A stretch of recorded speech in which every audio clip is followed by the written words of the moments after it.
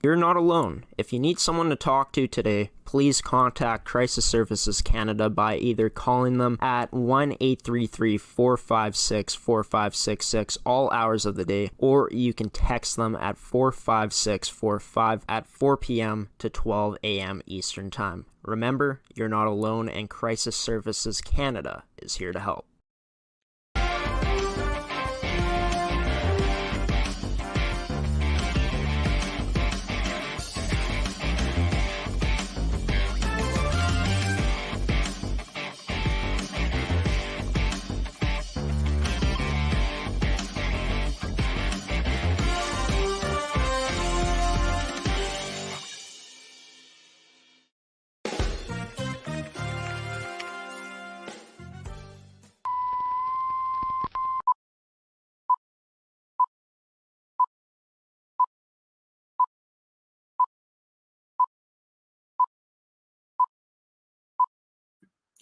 Good morning, everyone, and welcome to this edition of Coffee with Graeme on ASTV Productions. I'm your host, Graeme Forsyth. This edition of Coffee with Graeme is brought to you by Evolve Green, AETi, TOVI Hockey, Caisse Financial, and Pilot-Mound Hockey-Academy. We got a great lineup of guests for you guys in today's episode. Starting off today's episode, I'm going to be joined by the team captain of the Assiniboine Community College Cougars women's college hockey team, Simone Turner-Cummer. She wears number 14. She wears the captain, of course, for the team. She wears the C, being the captain. She's been with ACC for quite a while. We're going to get into the history of how she joined this team, what her time with the team has been like. We'll talk about that national championship season that the team had back in 2018-19, as well as talking about this season, what the practices have been like for the team so far, and some other stuff as well. So please join me in welcoming in the first guest on today's episode, team captain of the Assiniboine Community College Cougars women's hockey team, number 14, Simone Turner-Cummer, on this edition of Coffee with Graeme on ASTV Productions.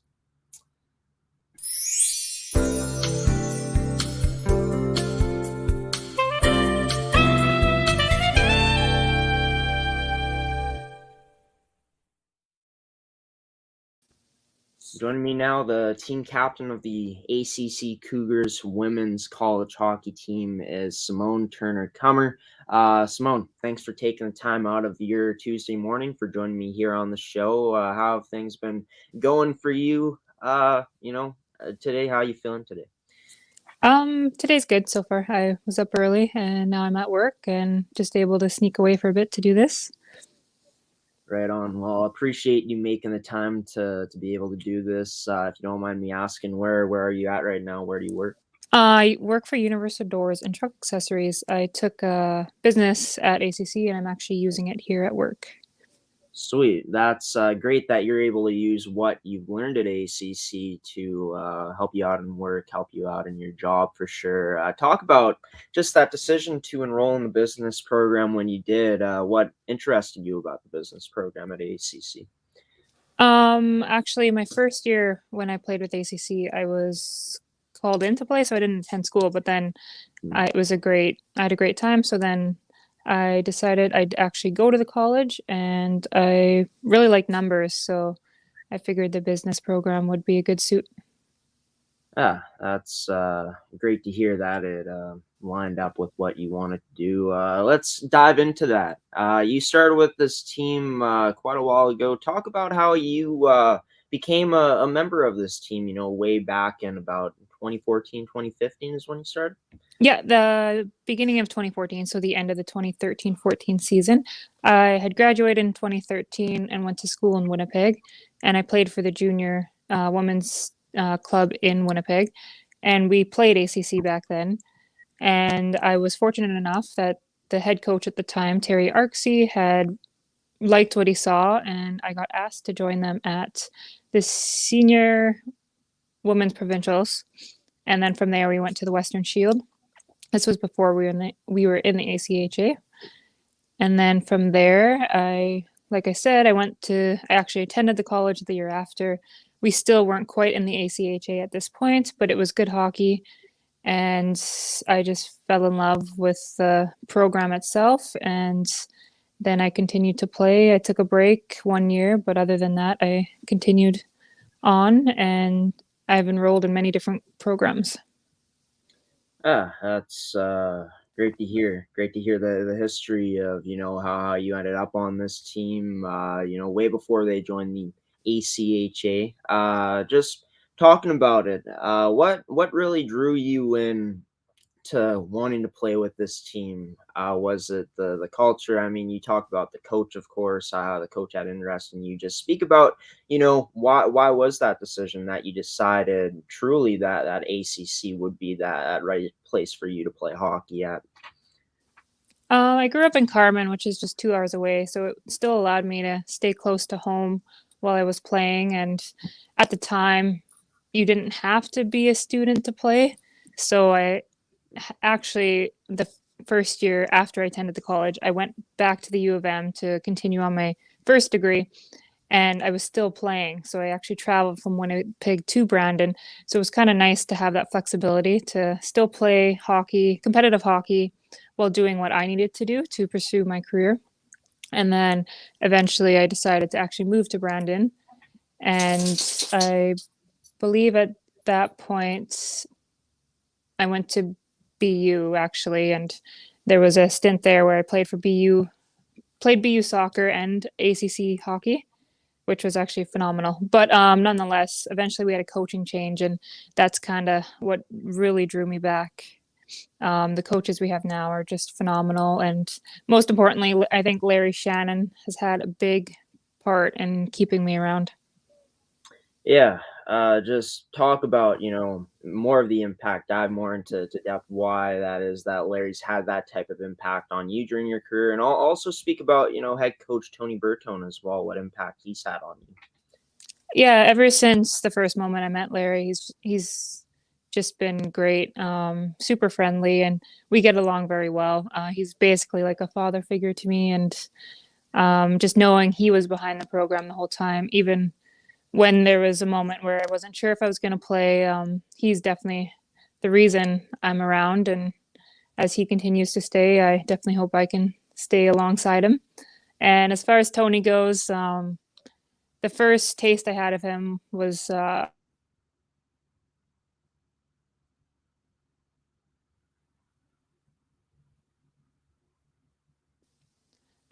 so I didn't end up playing, but I did go for a skate with the team in second semester before nationals. And that's when I saw Tony for the first time. That's when he saw me for the first time. And he told me that he's like, we need this girl. Unfortunately, like I said, I didn't end up playing that year. They went on to nationals, they did their thing. And then he wanted me the following year, and he took over the head coach role, and I came back, and it was one of the best decisions I made. Yeah, for sure. 2018-19, a huge season for the program, ending up winning a national championship back in that season. And you end up winning the tournament MVP that season in the nationals, scoring 6 goals in those 5 games played. Just take me back to that time, first off, before we get into the MVP stuff. Going on that run with that team, getting that experience to play against the best teams that you guys played against, en route winning the national championship that season. I'd say that year we had a pretty good season. There was one team that we just couldn't seem to beat that year, and it was Minot, who we did end up playing in the finals. I think we played them 6 or 8 times, and each time they either destroyed us or we kept it close, but just couldn't come out on top. And of course, they went in thinking, well, we got this in the bag. Meanwhile, we had 2 games with them before we went to nationals, and they destroyed us. It was not a good weekend. Most of us probably hoped that we just hadn't gone out that weekend. But Tony came on the bus and he said, girls, like, shake it off. He's like, this doesn't even matter at this point. It's, you have one more game against them, and that's all that matters. And then we carried on to nationals, and of course we saw them in the finals. But leading up to that point, it we just played our games. We played our systems. We ran everybody, all 3 lines. I think we had at that point. Nobody sat.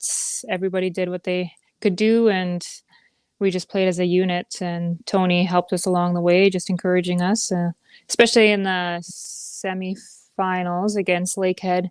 That was the first time we were actually down in the tournament, 1-0 going into the third. And again, Tony just always seems to know what to say. But he walked in and he's like, "Girls, why are you hanging your heads?" He's like, "You score the next goal, you win the game." And I think we kind of all just sat on that for the few minutes before we went out for the third. And to me, it really hit me. I knew we had 20 minutes left, and it was either we play tomorrow or we go back to the hotel and our stint is over. But yeah, no, I just had so much energy, and mentally my game was on point, and fortunately I scored the game-winning goal, and then I scored again I scored the goal to tie it up, and then I scored the game-winning goal. And then the next day we found ourselves against Minot.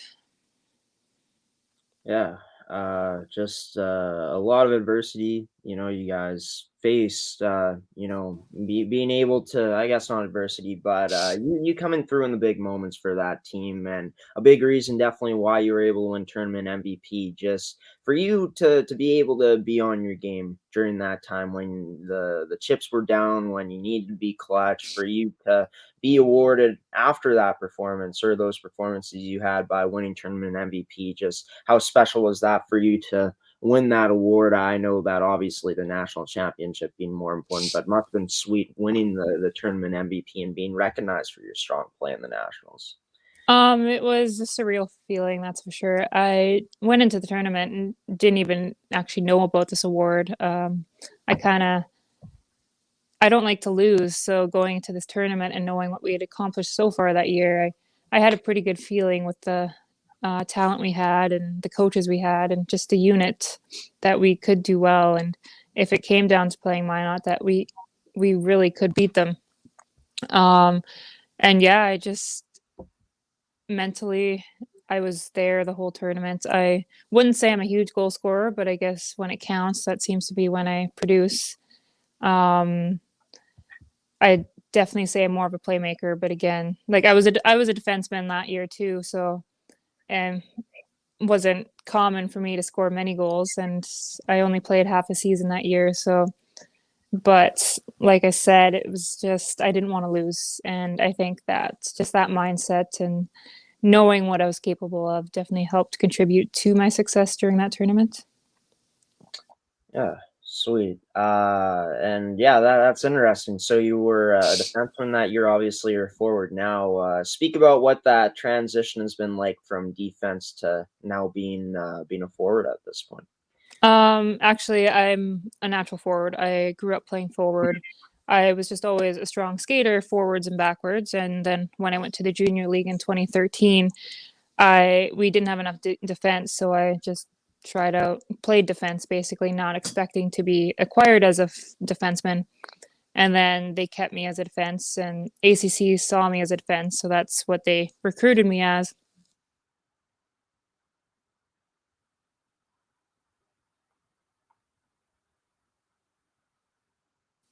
It wasn't until Tony officially took over and after that national year that he said he'd give me a go at forward. We just didn't have enough D at that point, and it was okay. I don't mind playing defense, but Right. I definitely grew up as a forward. Right. And you being the captain of this program, just speak about what that's like, being able to wear the C, representing the school in that way, being the girl that so many girls look up to on the team, with you being the captain. I think it's an honor to wear the C, but I definitely don't need it to lead by example. When Tony gave me the C, he cried a bit and he made me tear up a bit, and it meant a lot to receive it from him and the rest of the coaching staff. And I hope by wearing it that the girls do continue to look up to me, and that I can set a good example for them. Yeah, for sure. And, Tony's spoken about you nothing but praise. I'm sure from your teammates, I'm sure it's the same type of praise. It's just great to know that you're this team's captain and you're leading them once again this season. And just talking about that, being back to some normal this year, being able to play hockey once again, just how exciting is that being back, and just what you guys have been doing so far with the practices, and just the camp as well, just everything being back, hockey being back here in 2021, 2022. It's honestly, I didn't think I could miss something so much. I was fortunate enough to have a backyard rink the year hockey was canceled and the following year, but yeah, you just don't realize how much you take things for granted until they're taken away from you. Hockey's always been my stress reliever too. So not being able to go out for a skate and see the girls and the coaches and just play the game you love, it's tough. It's definitely affects you mentally and kind of drains you a bit, but nonetheless, I am very fortunate that we are able to play this year. I know it was unsure at the beginning, just with the borders, whether or not we'd actually play in our league anyways. But I kept my eye on Twitter and Facebook, and the moment CBC announced that the U.S. border was opening up, it was relief. I texted Tony right away and was like, "Giddy up!" Yeah, right on. I love that. Giddy up. That's great. This team coming in a bit more inexperienced this season. A lot of rookies on this team, with you being the captain of this team, being a veteran on this team this season. What's it been like getting to know this team so far this year, for the amount of time you guys have spent with each other so far? It's a great group of girls. Obviously, I'm a lot older than most of them. They're 2 years out of high school, some of them. Others just graduated recently. But we click very well right from the start. Girls have wanted to do things together. We study together. We go for supper together, etc. Lots of girls live together. And even though I am older and I don't really attend the college, I work and do school on the side. They're very great to hang out with and very welcoming, which is great to see. Yeah, for sure. And yeah, a bit of an age difference there, but great to know that you guys are able to get along. And that's what makes a team special, when girls are able to get along. And knowing that this team will probably come together is going to be fun to see. But talk about what the schedule has been like so far for you guys, with the practices and stuff that you've been doing so far as a team. It's been pretty lax so far. We practice twice a week, Tuesday nights, Thursday mornings, and then we have dry land once a week. Our weekends have been pretty empty up until Sunday. We had an alumni game, which was good to get a game under our feet before we get into the league play. And then we'll have 2 more exhibition games before we actually see any of our competition. But I have full faith in the team, and just seeing the group dynamic so far, I believe we'll do quite well this season. Last question before I let you go here. Tony always talks to me about the motto he has, write your chapter. What would you say at this point? It might be too early to say, but what would you say between you and the team? What you guys have discussed as being the next chapter for this program this season with this group? I think it's just exactly like Tony says, write your own chapter. So it's basically a new team. There's no one else from the national team on it except me. I think I can help guide the girls to show them what it's going to take to win a national championship. But again, we'll have to write our own chapter.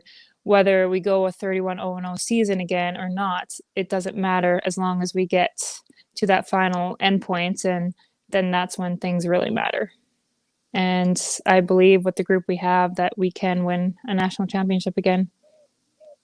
Yeah, well, big confidence here from the team captain of the Assiniboine Community College Cougars, Simone. Turner-Cummer. Join me on this edition of the show. Simone, thanks for coming on.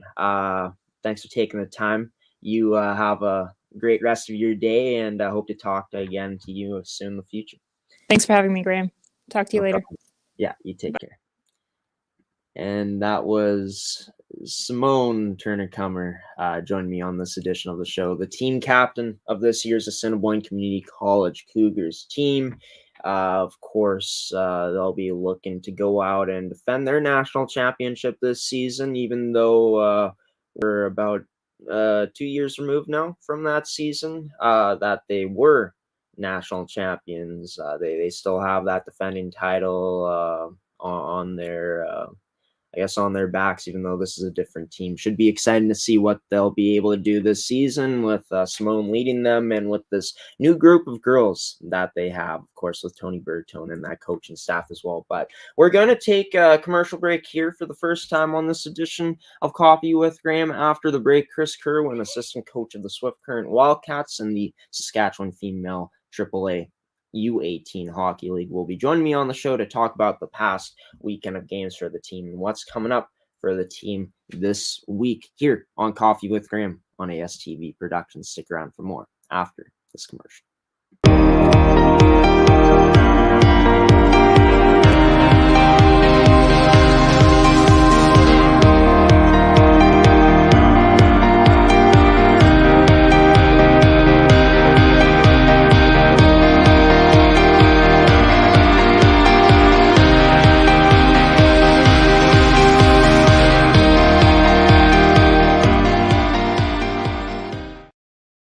Why go solar?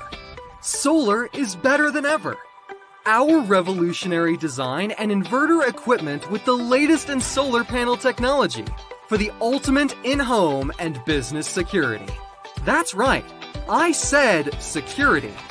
Grid security and security of your home are linked. Fortify your future today with a battery backup system. No maintenance, quiet running. Did you know in Manitoba, grid-connected, off-grid, and battery backup systems are 100% right off in the year you purchase for any company or farm? Do you want to back up your internet, keep your tills running, and the lights on? We can install a system that is right for you with battery backup fully capable of taking on all those essential loads and keeping you running. When you call our experts at Evolve Green, ask about getting your free energy audit today. Call or email today to find out what system works best for you. 1-866-5EVOLVE or support@evolvegreen.ca. Also, be sure to check out our website at www.evolvegreen.ca.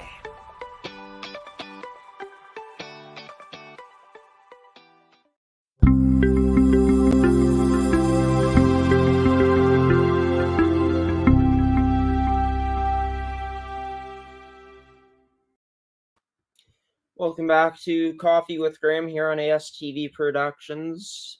Simone Turner-Cummer, team captain number 14 for the Assiniboine Community College Cougars, joined me first on the show, first up in the first interview of this episode to just talk about her time with the Cougars, as well as this season coming up for the team. Didn't get to dive into too much because, of course, if we did dive into everything with Simone, we would have been here for quite a while. And we got to get other guests here on the show. But one thing that I did just notice, I played the Caisse financial commercial. That commercial is going to be seen twice in today's episode. Now, I did just realize that I put it in the pre-recorded segment of Off the Wall with Cody that will be showing you guys later in this edition of the show. But it's all good. It's all good. We'll have to just play that commercial again, I guess. But welcome back to the show. The Swift Current Wildcats were in action this past weekend against the Prince Albert Northern Bears. And even before that, last Wednesday, they were at home in their home opener against the Regina Rebels. and Chris Kirwan joined me last week to talk about that game and some other things about the Swift Current Wildcats. And he'll be joining me right now once again on the show. Chris, assistant coach of the team, joined me on this Tuesday morning. Chris, great to connect with you once again this week. What's been going on with you so far this week? How have things been with you? Well, pretty good. Just getting back at work here and doing some stuff on the farm, but that's about all that's been going on. And either at the rink or at the farm, kind of thing, is my life, I guess. So. Yeah, one of the two, or one or the two. Yeah. Sure. It's great to have you on the show once again here, Chris. We're going to talk about this past weekend, I guess the past games the team has had since the last time that we talked, and we talked about it last time, the Regina Rebels game that you guys played last Wednesday. Of course, it was the team season opener. You guys end up taking that game in overtime with a score of 4-3, if I can remember off the top of my head. Yeah, I believe it was 4-3. Just speak about how huge of a win that was for you guys to go out and beat a team like Regina, who was one of the undefeated teams along with you guys at that point, up until that point. Yeah, no, they're always a good hockey team, well coached. Mike does a really good job with them there. And for us to win our home opener, and especially against a team of that caliber, our girls should be proud of themselves and know that hopefully that we're in the thick of things going down into the future. What did you notice from the team that they did so well in that game for you guys to be able to come out and win? Because this was a very close game down to the wire until the very end. Of course, you guys needed an overtime to win. Just speak about the things that allowed the team to edge Regina in that home opener for you guys. Well, I thought we did a really good job of moving the puck. Our D did a great job of getting it up to our forwards, and the forwards did smart plays with it, which you have to do against Regina, and just continued to work hard and go to the net to score those goals, those tough goals. And we had some timely saves, just like their goalie had some timely saves, but it's kind of one of those things where it was two good hockey teams battling for, 70 minutes is what it ended up being. Or not quite 70, but and we fortunately got on the right side of it. There was opportunities for them to win, and there was opportunities for us. So between, our goalie making some clutch saves, our D doing a good job, and then the forwards burying just enough goals to get us the victory. Is to put it simply, that's all it was. So, all right. Great to hear that. And, we talked about, what that feeling would be like playing at home, I believe, last time that we talked. But actually getting to witness the atmosphere in the rink in a regular season game for the first time this year at home, just talk about what that was like to see the great atmosphere, the crowd that came out last Wednesday. Yeah, actually, it was a full barn. There was lots of people there. The kids, I think, really enjoyed it, having family, friends, and, people there to cheer them on rather than just, a mute building kind of thing. Right. So, you listen to all leagues talking about what fans mean to them. And I think we're no different. It definitely adds some atmosphere for our kids, and, gives them a little energy going forward. Yeah, no doubt about it. Just awesome for these kids to play in front of a packed house in their first home game of the season, resulting in a big early season win for you guys and a big early season test against the Regina Rebels. Let's move over to the past weekend of games, the two games you guys had at home this weekend against the Prince Albert Northern Bears. They were coming into this one not winless, but with one win coming in after they beat Battlefords on Thursday. The Thursday before the weekend. But you guys come out on Saturday and lose that game 4-2. Lots of shots generated, just couldn't seem to find that answer. Of course, they score two unanswered in that third period, first one coming on the power play. Just speak about, what went wrong for you guys in that third period for you guys to give up those two unanswered goals. Well, I think the Saturday night game was tale of two stories. The first period might have been the best period we'd played all year, from start to finish of the first 20 minutes, and then the second period we just got away from what we do good, turning pucks over, and and it just kind of got away from us, where if we would have stuck with what we were doing in the first period, we get the victory.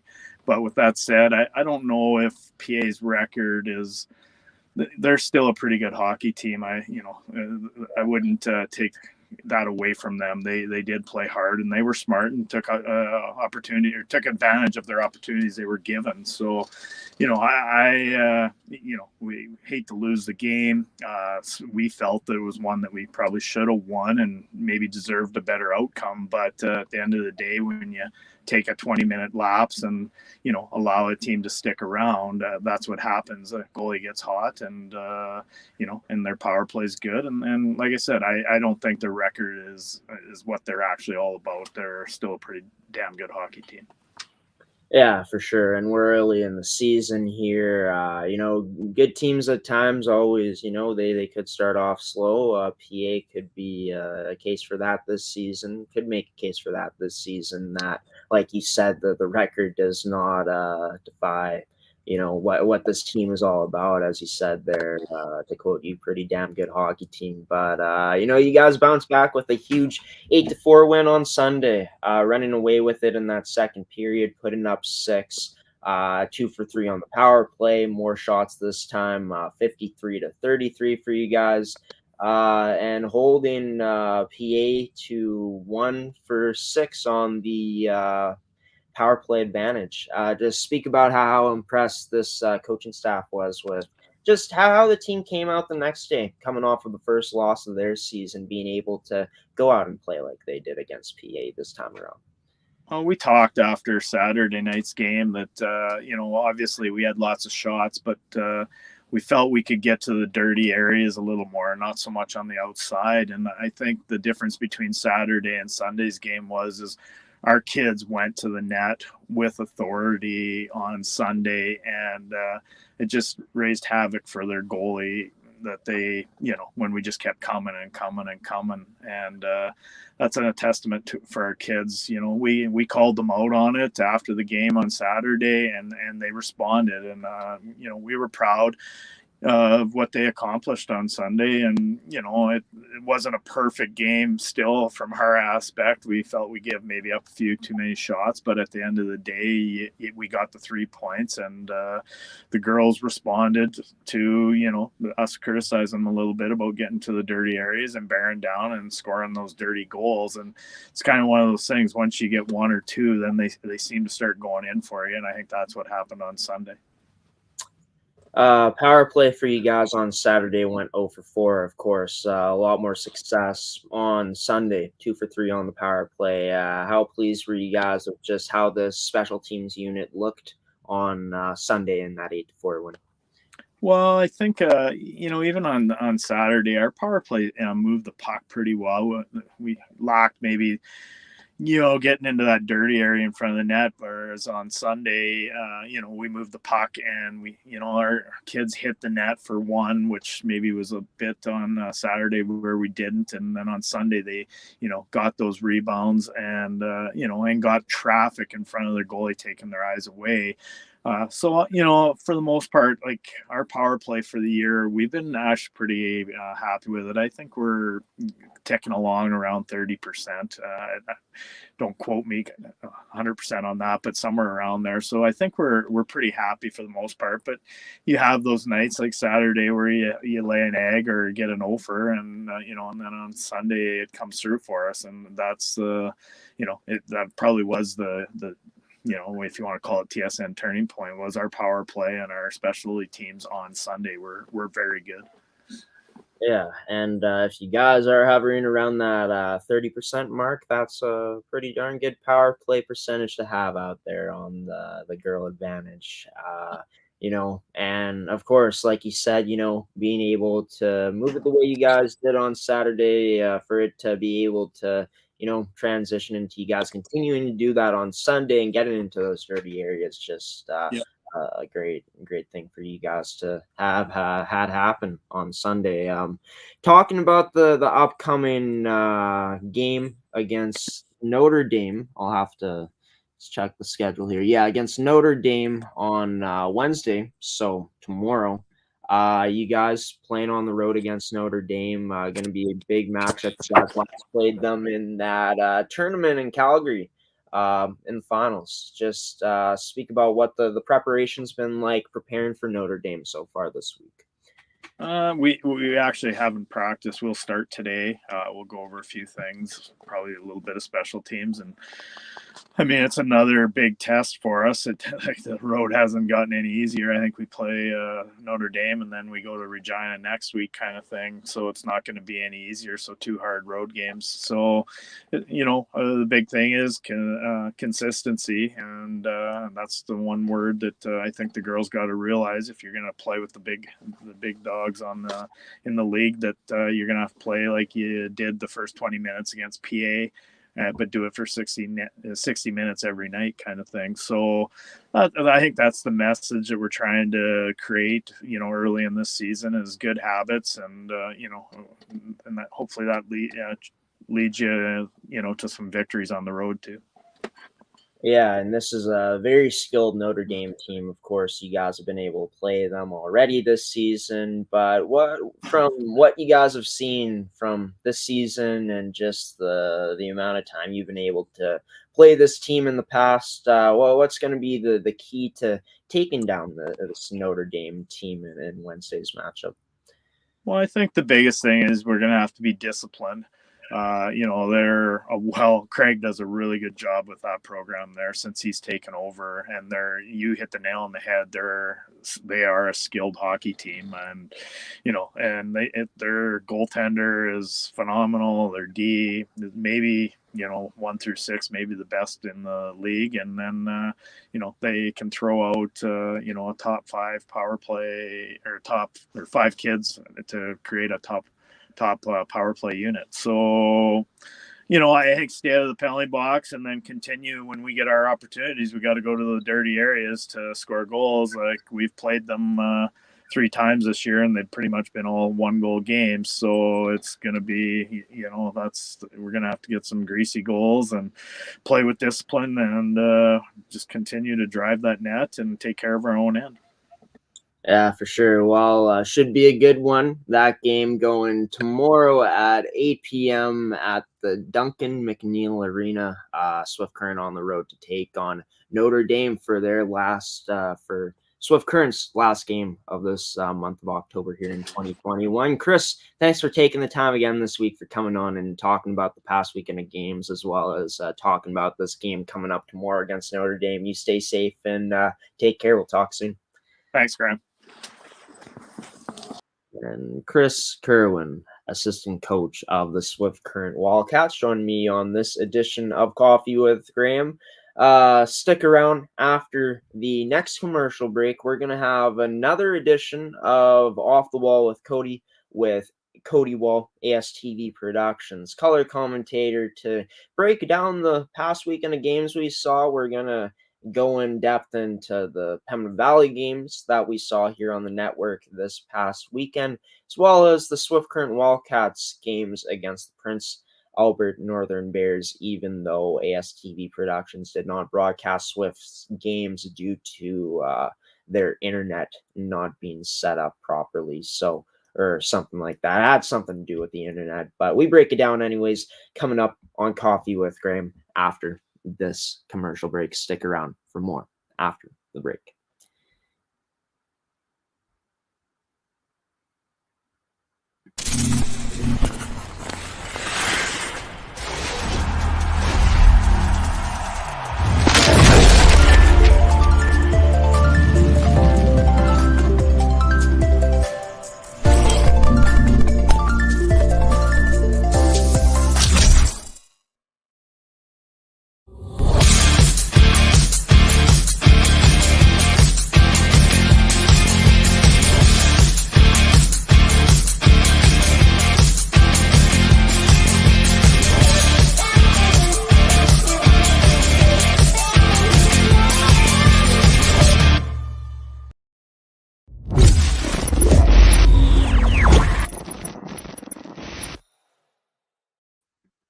Welcome back to Coffee with Graeme on ASTV Productions. Most recently, Chris Kirwan, assistant coach of the Swift Current Wildcats in the Saskatchewan Female U18 AAA Hockey League, joined me on the show to talk about the past weekend of games, the past 3 games for the team, going all the way back to last Wednesday when the Wildcats went up against the Regina Rebels, took them down in that game in overtime. And then, talked about the past weekend of games for the team against the Prince Albert Northern Bears, as well as the upcoming matchup they got tomorrow against the Notre Dame Hounds in Notre Dame's home rink of the Duncan McNeil Arena.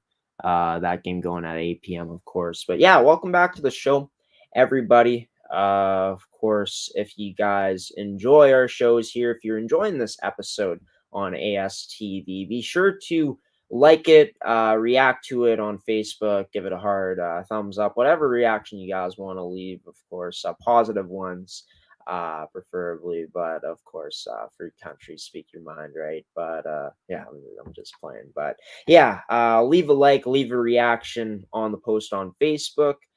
Share the episode with family and friends. If you're on YouTube, give it a like. Subscribe to us. Whatever you guys, feel comfortable doing, feel free to do it, because the more likes we get, the more traffic we get on the episode, more comments, just anything that you guys do to, share this episode, like this episode, it's going to be better for everyone involved, right? Because the goal here is to get more eyes on these athletes, get more eyes on these teams, so then scouts become more aware, and people just become more aware of what these great teams in amateur sports are doing, and what these great players are doing as well. But that's enough of me rambling. It's time for another edition of Off the Wall with Cody Wall this week on this Tuesday edition of the show. Of course, ASTV Productions color commentator Cody Wall, on his segment Off the Wall with Cody, joins me this week in the second ever edition of that segment to talk about the past weekend of games we saw here on the network.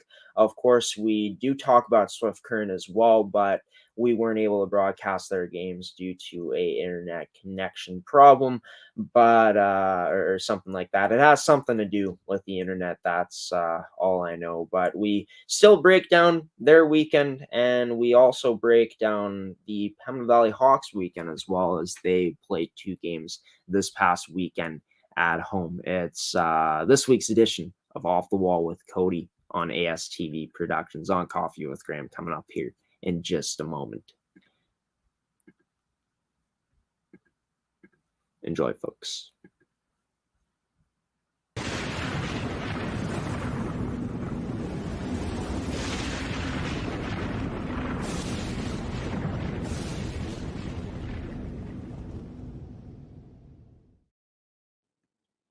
And joining me now on his segment, Off the Wall with Cody, is Cody Wall, color commentator here on ASTV Productions, coming on this segment of this edition of Off the Wall with Cody to talk about the past weekend of games, break things down from what we saw from Pembina Valley and the Swift Current Wildcats.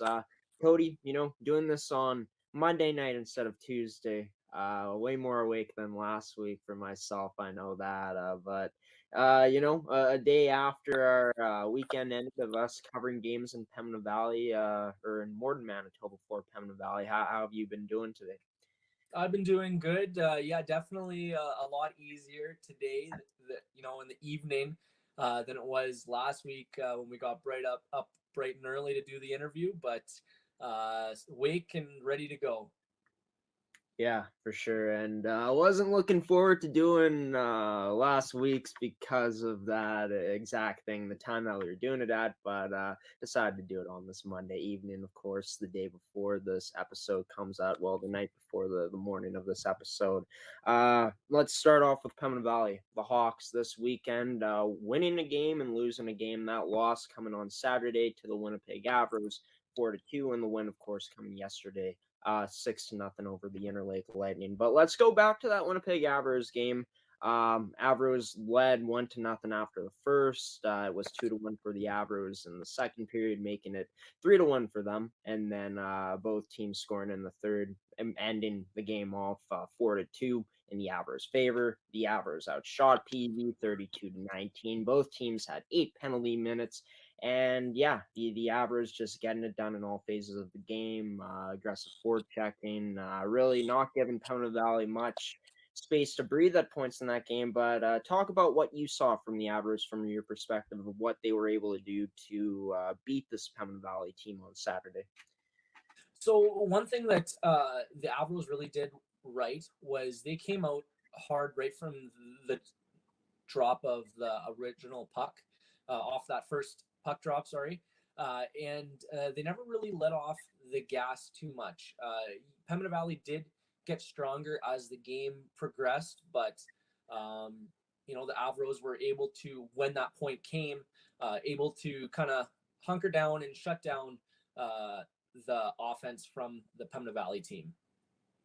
What do you see from Pembina Valley in terms of stuff that you thought they could have done better in that game to have a better chance of winning this past Saturday?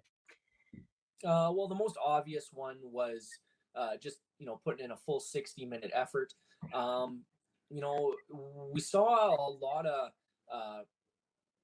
puck movement from the girls, Pembina Valley girls. Kind of the leader in that game was Abby Bordedoui. She kind of, even the whole weekend, really was a catalyst for the Pembina Valley team and really willed her team into the games, because that Avros game wasn't too out of stretch ever. Pembina Valley was in the game throughout, only being down 2 goals, and they looked very good as the game progressed, and then they kind of kept that momentum into the next day.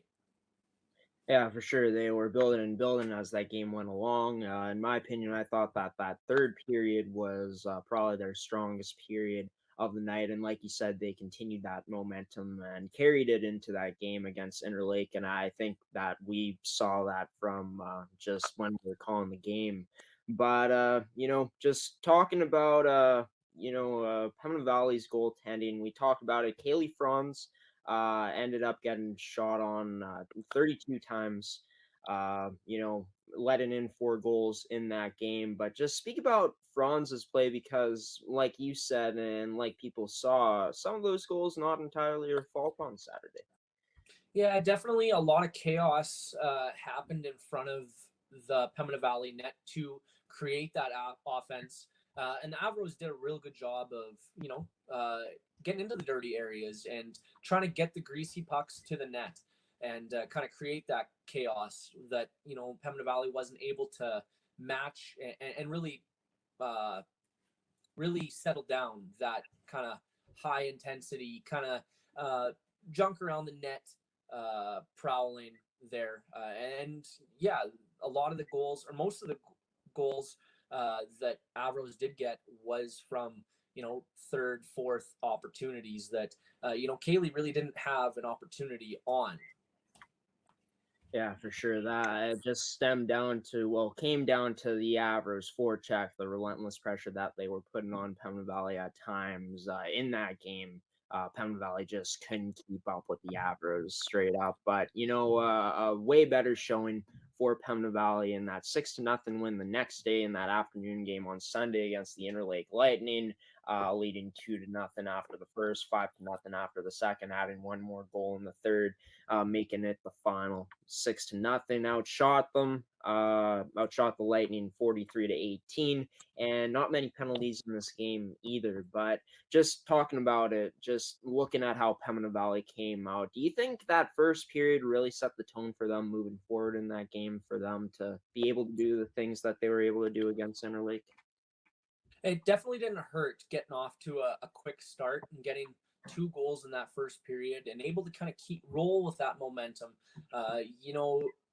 Early to midway through that second period, they were able to get another goal and extend that lead. And definitely once you have the momentum and you kind of start adding more and more as the game rolls on, it just kind of becomes like a snowball effect. And After a while, Interlake really, they kept pushing hard. They didn't really give up. You never saw any quit in their team. Even, going to the third period, they were still skating hard, trying to win the puck battles and even generate a little bit of offense. But definitely once they were able to go into the first period with that 2-goal lead, it just kind of mounted from there. Yeah, and looking back at something that I said during the game, I stand by some of what I said, but other parts I disagree with it. Just talking about Interlake, really, in my opinion, in that first period, not many chances for them, but one thing that did look strong was their forecheck, and they were able to create some chances, just not quite able to bury it, and at times not able to complete some passes and just some of the other stuff that they needed to do to get some chances, generating some offense. But, just looking at it, Interlake, when they were forechecking, I think that we can agree here that they were kind of causing some turnovers from Pembina Valley, causing some mispasses by them. Yeah, definitely. And you're looking at the stats. Tria Ents faced 18 shots on yesterday's game, but those 18 shots she did face they weren't bad shots. They were definitely quality. There wasn't the quantity that Pembina Valley had, but definitely the quality of shots that they did get off was good. They did test Tria throughout the game. Talking about foot speed, Pembina Valley had a lot of it, and a lot of times in that game against Interlake, they just flat out beat them to the puck. Do you feel like those things, like the foot speed that Pembina Valley had, the relentless pressure they had on the forecheck, really did create the bulk of their chances in yesterday's matchup? Definitely. And that was something I think we all three kind of thought they lacked in that Saturday night game, was that foot speed. And then after kind of building off that Saturday game and coming into Sunday with that momentum, they definitely improved on their foot speed. They were first on the puck. Most of the puck battles they were able to win and get to the puck first. And definitely foot speed was a big part of them being able to really control yesterday's game. Well, talking about two players in particular that had a lot of foot speed yesterday, Abby Bordedwy, number 18 for the Hawks, also an assistant captain, and number 12, Annika Braun. Both of them had 2 goals each. Braun had 2 goals. Bordedwy had 2 goals, 3 assists. Braun had 2 goals and 1 assist. Both generated a lot of offense for their team. Just speak about, how impressed you were by this combination, this duo yesterday in that 6-0 win. Yeah, that duo really was working well together all weekend. You mentioned Abby had 5 points on yesterday's game and Annika had 3, and they really were just finding each other out there and really able to slow the game down, it seemed like, and able to find those tight in-quarter passes. I know Abby had sent Annika on a number of breakaways there, and one of them was one of the ones she did capitalize, and I believe one of the other ones ended up being our highlight of the night for Interlake. Yeah, and those two created so many chances. Just their speed, their awareness out there, their ability to be aggressive, their ability with the puck. Just so many things make these two players, two of Pembina Valley's strongest players on their roster this season. We're going to take a quick commercial break. Cody will be right back with you here on Off the Wall with Cody to break down Swift Current's weekend.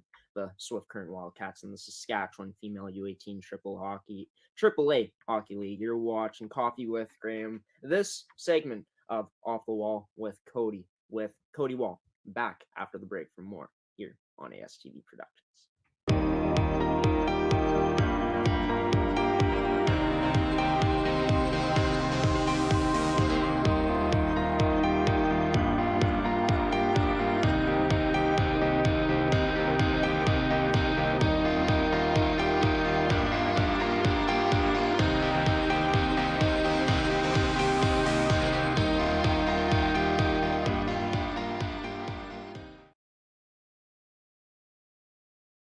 Welcome back to Off the Wall with Cody here on Coffee with Graeme with Cody Wall, ASTV Productions color commentator. Me and Cody were in Morden, Manitoba this weekend to watch the Pembina Valley Hawks take on the Winnipeg Avros and the Interlake Lightning in some MFHL regular season action. But a place where we weren't at, Cody, was Swift Current, one of the other teams that we cover here on the network. The Swift Current Wildcats were in action twice this weekend. They were coming into this weekend 2-game series against the Prince Albert Northern Bears, coming fresh off of win in overtime against the Regina Rebels. A huge win for them, but a 2-game weekend series for Swift Current, losing the first game on Saturday, but coming out strong and winning that game on Sunday 8-4 against the Prince Albert Northern Bears. Just talk about that first game first off, that 4-2 loss on Saturday that the Wildcats suffered to the Bears.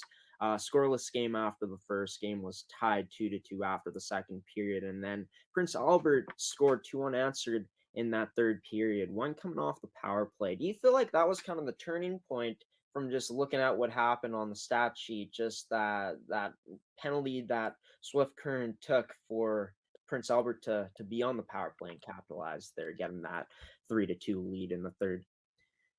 Definitely, when you see that the game-winning goal came off of a power play, you definitely put a little extra merit in the fact that your special teams is something you need to consistently work on. And with that being said, looking at the rest of the weekend, it looked like their penalty kill, the Wildcats penalty kill, was able to hold up fairly well throughout the weekend, but just that one power play goal ended up being the deciding marker in that first game on Saturday. Some players that, just kind of looking at the stat sheet, that looked like they kind of stood out for the Wildcats was Jersey Watney, number 4, and Sadie Keller. They were the 2 goal scorers for the Wildcats on Saturday. One thing, kind of, to look over the stats there for that Wildcat game, they were able to outshoot Prince Albert 45-16. Usually when shots are that one-sided, you would expect a team that has the majority of shots to be the winner.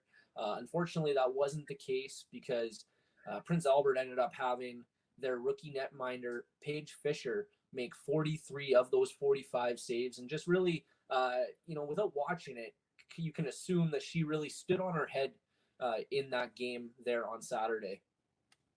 Yeah, and for a team like Prince Albert that was coming into that 2-game weekend set of games against Swift Current with only 1 win on the season, hungry, of course, for more on the weekend, they ended up getting that win on Saturday. But for them to get a performance like this from a rookie goaltender in Paige Fisher, just, how big of a confidence booster is that for such a young goaltender that got a much needed win over the weekend, taking 2 points from Swift Current out of those possible 4 they could have gotten. Yeah, just to kind of dive into Prince Albert a bit, definitely, when you have a young goaltender who has shown that she can make that many saves on a given night, that's definitely reassuring. You're definitely going to look to her to be a backbone of your team going forward, especially with her being a rookie. You can assume she's going to be there for a couple of years and be the brick wall on the back end going forward. Talking about Swift Current generating as many shots as they did in that game on Saturday, 45-16, they come out and put up even more shots, 53 shots in that Sunday win. Of course, Prince Albert putting up more shots themselves, 33 shots, so 53-33 were the shots for Swift Current in that game. But a huge bounce back win for Swift Current in that Sunday matchup, 8-4, and they end up scoring 6 in that second period. Just, talking about a period like that when you're able to score in such big bunches like Swift Current was able to, definitely the turning point in that game on Sunday. Definitely. And you kind of, just to kind of allude to the Saturday game, like we were saying, when you do have that many shots on net, you expect to score. Looked like on Sunday, the quantity of shots didn't stop, but they were able to finally find the back of the net on Sunday.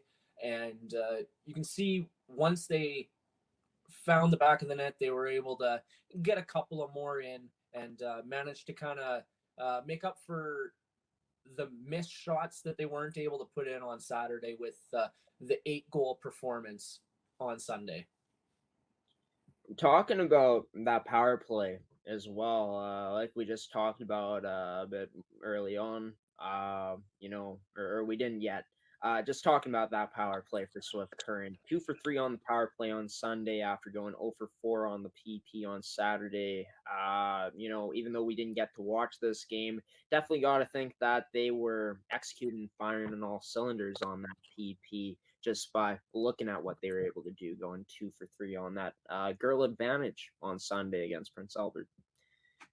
Definitely, when you go 2 for 3, your power play is really buzzing, and that's definitely going to be a factor in the game when you are at over 50% on your power plays. Mind you, it wasn't, there weren't 5 or 6 power plays where they got 50%, but they still, the power plays that they did get, they were able to capitalize and put some goals on the board. A lot of different scores for Swift Current this weekend. A lot of depth throughout that lineup. That has been one of their strengths coming into the season, is just how deep that forward group is up front. Just speak about how nice it is to see this forward group come out and, spread the offense like they have been doing most of the season. Yeah, definitely looking at their stats, they have been able to spread out their offense, but there has been some girls out there who have been able to string together, a good set of games. And one of them is Jersey Watney. She started the season in the 5 games she has played in the league. She's got 6 goals in each of the 5 games. So she's got a 5-game goal scoring streak, as well as Sadie Keller. She started the last 3 games with 3-game goal streak going on as well. So, those 2 girls are definitely feeling it. Another girl who had a good showing, especially on Sunday, was Lakin Swan. She ended up putting up 4 points in that 8-4 win over the Prince Albert Northern Bears. Yeah, for sure. Jersey Watain has been really solid for this team this season, really being a leader out there offensively, along with Sadie Keller and Ava Metzger as well, having a good season. All around, a very talented forward group for this Swift Current Wildcats team. We'll end off with this, Cody. Player that for you stood out from Swift Current this weekend. I know you've already alluded to a few players, but if you had to pick one, who would you say stood out the most for you, just looking at the stats, looking at what these players were able to produce this past weekend? If I had to narrow it down to just one, I would definitely say number 4, Jersey. She definitely has started the season strong and was able to put up multiple points in these last couple games. Not just 1-2 points. She was able to put up multiple points.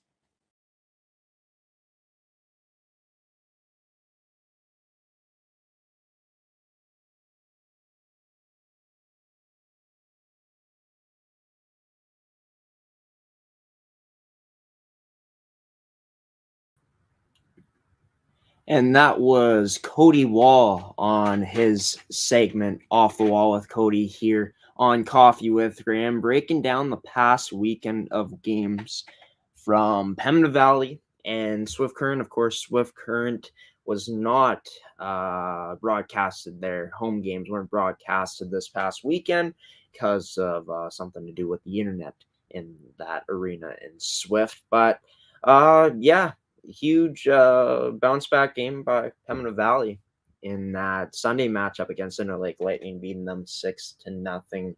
ASTV Productions will be in Pilot-Mound actually tomorrow night to cover the U18 female prep Buffaloes from Pilot-Mound Hockey-Academy taking on St. Mary's Academy. That game just kind of got added in recently, and now ASTV Productions will probably be there tomorrow on Wednesday for that Pilot-Mound game. Just not sure in terms of transportation yet what's going to be happening, how I'm going to get there, but I guess we'll figure it out. So I might be doing some play-by-play tomorrow, I might be not, but there will be a game tomorrow against Pilot-Mound. Of course, the Pilot-Mound U15 male prep team will be in action twice this weekend coming up against Notre Dame.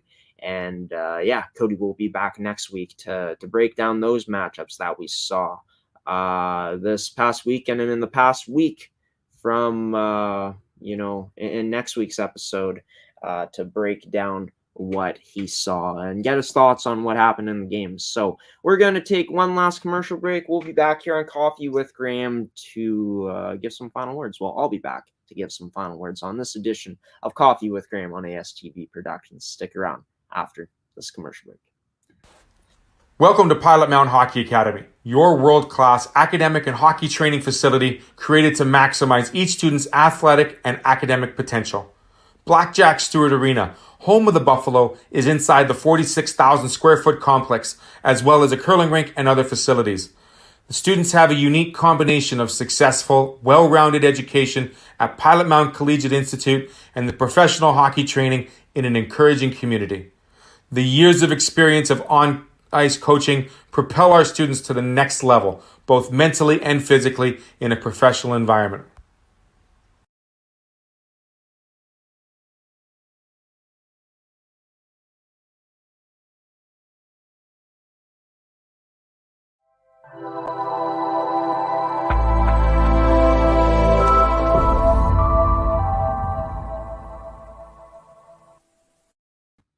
Welcome back to Coffee with Graeme on ASTV Productions. Of course, Cody Wall joined me on Off the Wall with Cody in the last segment of this episode. Special thanks to Cody for coming on again this week and doing that segment. Also, a special thanks to Chris Kirwan, assistant coach of the Swift Current Wildcats in the Saskatchewan female U18 AAA Hockey League, for coming on and talking about Swift's past weekend of games, and as well as a special thanks to number 14 team captain of the Assiniboine Community College Cougars women's college hockey team, Simone Turner-Cummer, for coming on and talking about a bit about her career with ACC and about this season that they got coming up. Special thanks to you, the viewer, for taking the time out of your Tuesday morning and tuning in as well. And also a special thanks to all of the sponsors that sponsored today's edition of Coffee with Graeme. Of course, ASTV Productions might be at Pilot-Mound's game tomorrow night. The Pilot-Mound Hockey-Academy U18 female prep Buffaloes are set to take on the St. Mary's Academy team at, I believe it's 7 o'clock.